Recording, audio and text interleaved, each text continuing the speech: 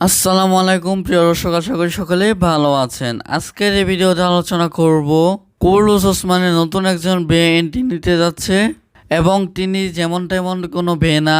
ওসমান বে ইয়াকুব বে সময়কার সবচেয়ে শক্তিশালী একজন বে। ওসমান বে এবং ইয়াকুব বে থেকেও শক্তিশালী একজন বে এন্ট্রি হতে যাচ্ছে কুরুলুস ওসমানে। তো তিনি কে এবং তার ভূমিকাটা কেমন হবে, ওসমানের পক্ষে না বিপক্ষে, এ বিষয়ে আজকে আলোচনা করব। তো চলুন কথা না বাদে সরাসরি মূল ভিডিওতে চলে যাই। প্রিয় দর্শক, যে বে এন্ট্রি করতে যায় তার নাম হচ্ছে কারালা বে। এটা হচ্ছে তার বংশের উপাধি। তার নাম হচ্ছে ইব্রাহিম বে।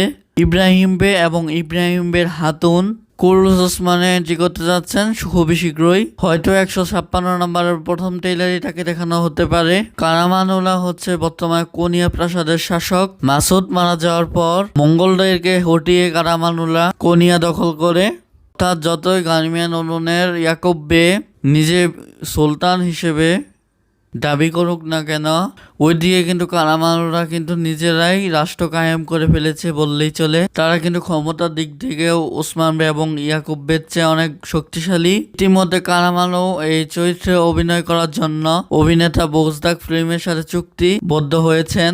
কারামানুর ইব্রাহিম বের হাতুন এই অভিনেত্রীকে অফার করা হয়েছে এবং তিনি চুক্তিবদ্ধ হয়েছেন বোজদাক স্যারের সাথে। ইতিহাস অনুযায়ী গার্মিয়ানদের সাথে কারামানুদের কিন্তু সম্পর্ক ভালো ছিল, এটা বলা যাবে না। এখন ওসমান বের মতোই, ইয়াকুব বে তার মতোই, ইব্রাহিম বের মতোই। অর্থাৎ ত্রিমুখী লড়াই হবে।